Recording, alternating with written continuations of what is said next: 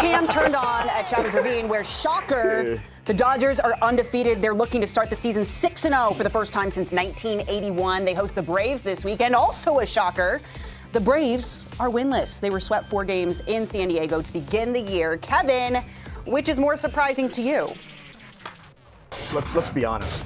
The Dodgers being undefeated is not surprising. I think we've had these over-unders of Dodgers wins since the Dodgers got this lengthy, beautiful roster. So that's not surprising. The Braves are surprising because this is the one division that you could have. I'm not kidding you. It's like a 30%, 30%, 30%. You can have a 10%. It's a 30, 60, 90, and 10. That's 100%. I was just making sure that you don't really know, right? Phillies are the team. Braves are the team. Mets are the team. And you could sit here and think, like, who's going to win this division? A lot of people have the Braves win this division. A lot of people have Matt Olson going back to 50-plus home runs and Austin Riley and Ronald Acuña's back. And you got Ozzie Albies. And I don't think Osuna's going to have the year he had last year because we all have career years and we have career down years. But you look at this lineup and the stuff and okay, great. And Snit, I love. That is surprising that they have started out 0-4. It happens. Everything's magnified. You will lose 4 games in the season. But the beginning of the season, it's just like offensive struggles. There's one scoreboard, and it says 0-0-0.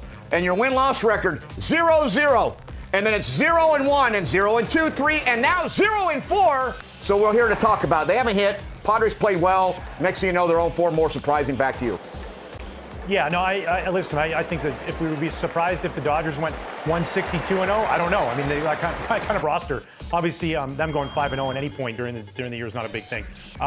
Hats off. Listen, the Braves am I shocked that they go undefeated or don't win a game to start the season? Sure, but San Diego pitched so well, man. I mean, they did. You look at what Nick Pivetta throws, 7 scoreless, and Randy.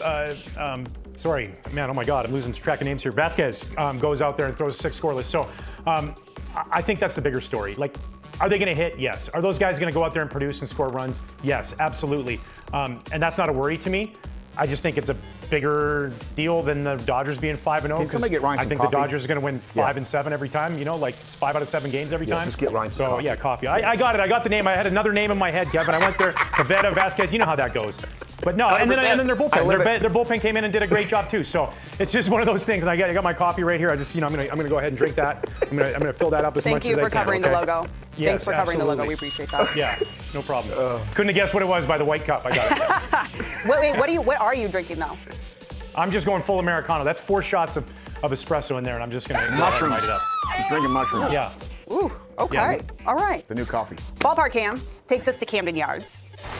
Runner-up Rookie of the Year, Colton Cowser, he suffered a broken thumb when he slid into first base on Sunday. So he's going to be out 6 to 8 weeks, could be even more. So the Orioles, they recalled Dylan Carlson from AAA. Demp, the O's have depth. They're going to be okay, right?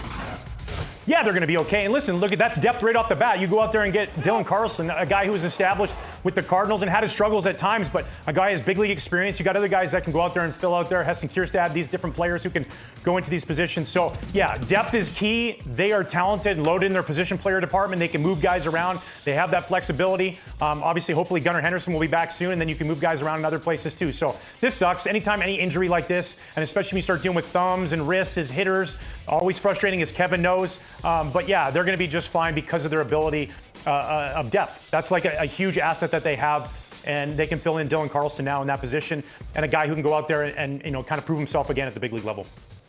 Yeah, I think 100%. And when you do go through these little nicks and bruises at the beginning of the year, it's not as like crazy. You just need him to get healthy. It's a terrible situation for Colton because we love Colton. And you love Colton, Sierra. I mean, you had the cow suit on going through the thing. And this young group of guys, and Brandon Hyde loves Colton. And you have this whole roster that's deep.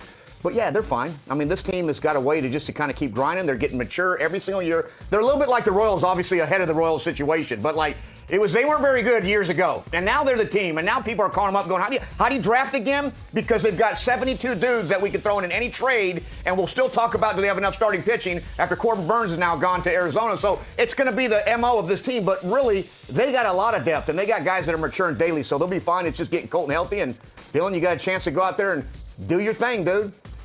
I mean, they were able to manufacture runs without Gunnar Henderson too. So I think Yep. I think you guys are right. They're going to be just fine. The Padres are on fire.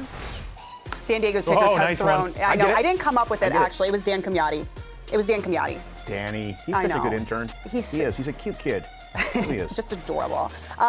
Listen, Padres pitchers have thrown 22 consecutive scoreless innings, including back-to-back shutouts. What has impressed you, Kevin, the most about the Padres' 4-0 start?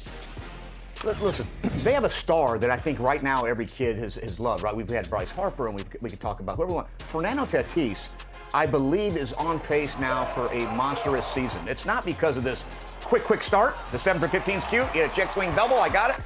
But he is definitely, we started this situation calling him a remote stopper when he came up to the big leagues. He moves different, right? He looks the part. There's nobody in this game that wears a uniform. I used to talk about Adam Jones, who's my teammate with the Baltimore Orioles for many years. I'd say 3 of them.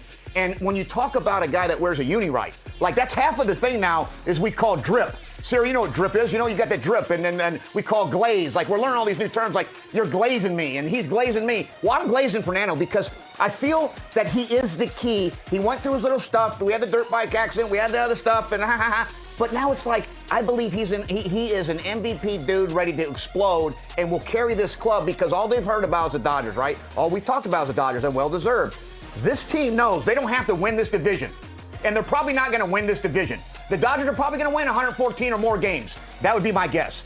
But I'll tell you right now, you give me a chip in a chair, this team's dangerous, this team's scary. They've gotten there, they just haven't gotten over the top, but Machado's a nice veteran. I just think that this is the key for Fernando Tatis, and that's why they have a chance to do this in 57 years. They haven't started off 5-0. Like, it's not easy to go win first 5 games, just so you know. We throw it out there because we love streaks, but this is a big deal. Yeah, I agree, big deal. If he gets to that MVP caliber that you're talking about, you know, like that all-star caliber has been there, but if he takes that next step and you combine that with Manny Machado, the veteran in the middle of that lineup, and Jackson Merrill, I mean, this dude, what a stud. The year he has last year, and then follows that up already off the start of the season, hitting 462 with 5 RBIs. Their pitching was great. We talked about that earlier, but this lineup, just the depth. And I love a pickup that they had in Gavin Sheets. I mean, here's a guy with a massive amount of power. He's playing on the south side of Chicago. And like we saw that last year when Michael Kopech goes to the Dodgers, and all of a sudden, when you're in a losing environment, it brings you down every day. And you get to a place like San Diego and things start going really well. You get around a lineup with a little bit more depth, some veteran experience. That's a dude who can provide that left-handed pop now. You go righty-lefty, righty-lefty. The Padres are dangerous, man. That's just facts. And they don't have a Yu Darvish. They're going to miss Joe Musgrove for the entire year out of their rotation. But you get Yu Darvish back in that rotation with Michael King and Pivetta. And I just think you're just looking at a back-end closer like Suarez who can shut the door on you. So I just think that this team is very, very dangerous. And will they compete for the division? Sure, absolutely.